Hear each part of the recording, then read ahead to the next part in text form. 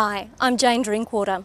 The live cattle trade makes a significant contribution to Australia's economy, but it's not just money from the sale of this livestock that benefits the nation. The work and training, the commerce and cash flow that the industry creates is the lifeblood of pastoral communities across Australia's north. Broad-scale cattle farming is one of the few commercial enterprises possible on vast areas of the Northern Territory, Queensland and northern Western Australia. With meatworks up to 3,000 kilometres away, producing cattle for live export is the primary means of making a living in these areas. Top half of Western Australia and Northern Territory, well, they survive on live export. So without live export, that would basically close all those stations down, all the ports down, and make half of Western Australia be worthless. The live export trade rejuvenated the cattle industry of the Kimberley, and it's now is the principal driver of the cattle industry in the Kimberley.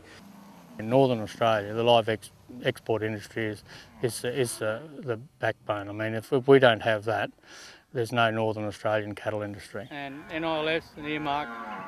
Ned McCord's been working in Northern Australia for over 30 years.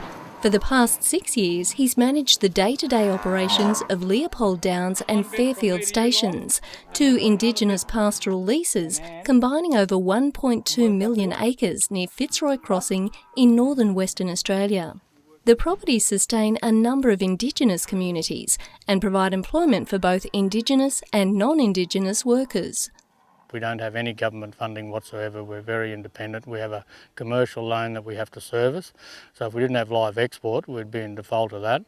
We wouldn't be able to employ Indigenous people and non-Indigenous people. The live export industry is particularly important for Indigenous communities. This is an industry that sustains this part of Australia, and many families and Aboriginal communities depend on it. Without the export market, I think a lot of us would be out of a job. And where do we focus to sort of bring some other income in? Live export provides a means for Indigenous people to work in an environment they love, feeling a connection to the land, passing on skills acquired over generations. The cattle industry, where they have perhaps grown up with their parents or grandparents being involved in the industry, is something that is a tradition for a lot of Indigenous people in remote areas. It's reconnecting themselves to an industry that they were part of 30 years ago. One of the bigger things comes with it is pride and joy of being able to run their own company and on their own country, and brings respect back into the community. The Indigenous Trainee Program at Broom's newest cattle export depot provides a valuable training ground for tomorrow's stockmen and pastoral workers. So they've been learning off the stockmen I got working here, how to handle cattle and load boats and load trucks, and learning all those skills. Without this export depot and without live export, they wouldn't get that opportunity.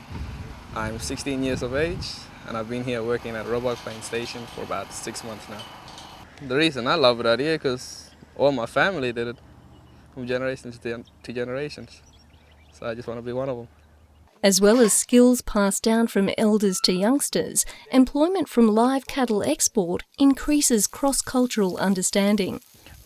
We probably have 80% of our workforce most of the time is Indigenous, and having a mixed crew is just everyone's learning off each other, and it just broadens their horizon, and they realise there's a big world out there. So we use it as a training tool. I think the greatest achievement is having the people enjoy it so much. The owners of the people are so proud of it, and also seeing the young people getting interested in the station. The people of Leopold Downs and Fairfield stations are like thousands of communities across Australia's north. They and their children now have a future offering fulfilling and interesting livelihoods. I suppose at the end of the day, they see it as a way off welfare. They don't want to be on welfare. They want to get pride back. Yeah, I think it does give people, the tribal owners, opportunity to work here on the land and stay on their land and everything, and see how it's getting looked after.